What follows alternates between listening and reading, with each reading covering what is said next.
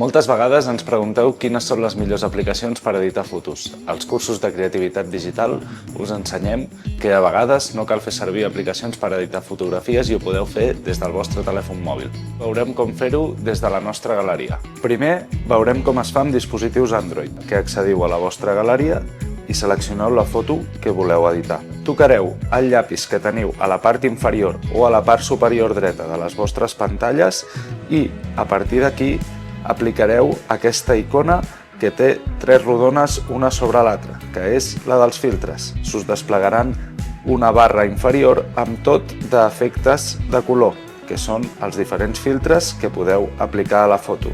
Només tocant-los veieu que la foto canvia la seva tonalitat. Un cop seleccionat el filtre que voleu aplicar, només heu d'apretar el símbol vist que teniu aquí baix o bé, a la part superior de la pantalla us sortirà el mateix vist o la paraula fet. Apreteu i aquesta foto es guardarà a la vostra galeria amb el botó de desar. Un cop fets aquests passos, trobareu les fotos a la vostra galeria llestes per fer-les servir de fons de pantalla o compartir-les amb qui vulgueu. Com veieu, teniu les dues fotos a la galeria, amb color l'original i en blanc i negre l'editada.